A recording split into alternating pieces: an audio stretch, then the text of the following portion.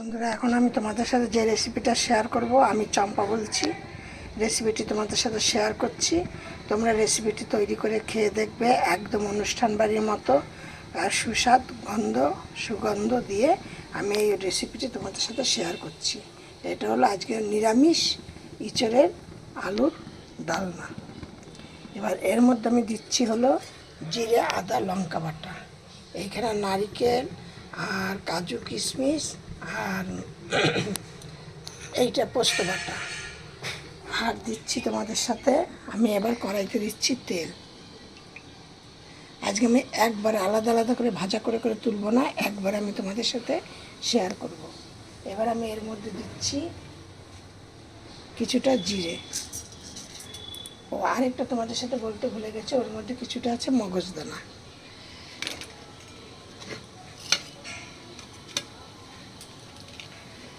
এর মধ্যে দিয়ে দিলাম একটা শুকনো লঙ্কা আর দুটো তিনটে ছোট ছোট তেজপাতা।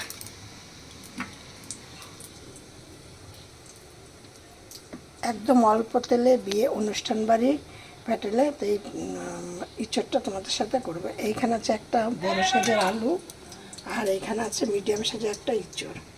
ইঁচড়টা কিন্তু হালকা একটু গরম জলে একটু সামান্য সেদ্ধ করে নিয়েছি। এবার আমি দিয়ে দিচ্ছি ইঁচড়। এবার আমি দিয়ে দিচ্ছি এর মধ্যে পরিমাণ মতো নুন, আর দিয়ে দিচ্ছি হলুদ। এবার আমি দিয়ে দিচ্ছি এর মধ্যে আলুগুলো। এটা কিন্তু একদম নিরামিষ অনুষ্ঠান বাড়ির রান্না মতো, নিরামিষ যে অনুষ্ঠান বাড়িতে রান্না হয় ঠিক সেরকমভাবে আমি রান্না করছি।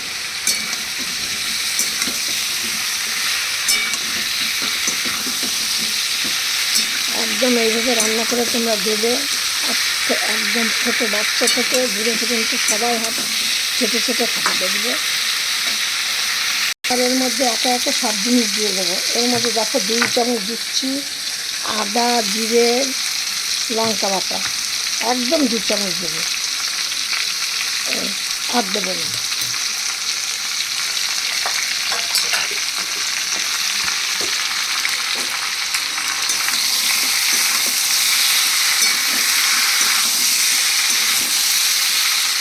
এবার এর মধ্যে দিচ্ছি এর মধ্যে এখন দিচ্ছি হলুদ আর নুন। আমি দিয়ে তারপর তোমাদের সাথে শেয়ার করছি। আমি এর মধ্যে হলুদ আর নুন দিয়ে দিয়েছি। এবার এর মধ্যে আমি দেবো এই কাজু বাদাম, তার মগজদানা, তারপরে কিশমিশ আর নারকেল বাটা। এবার এইটাকে একটুখানি ধুয়ে দেবো।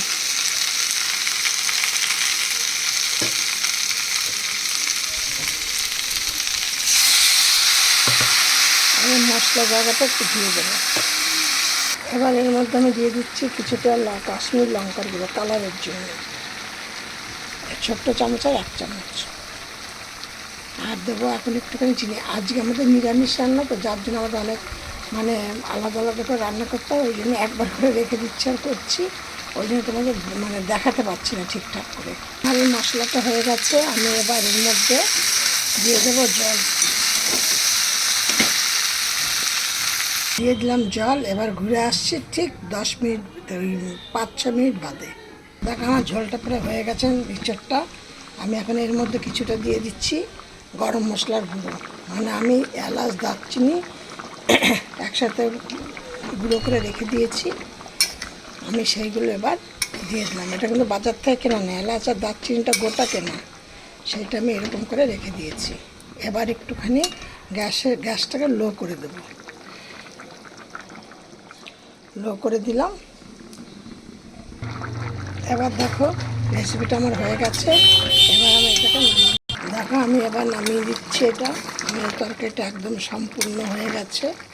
এবার নামিয়ে দেবো, দিয়ে আমি গরম গরম ভাতটা আমি পরিবেশন করবো। এটা কেমন হয়েছে, এবার এর মধ্যে আমি কিছুটা ঘি ঢেলে দিচ্ছি। এইভাবে তোমরা রেসিপিটা করে আমাকে কমেন্টে জানাবে।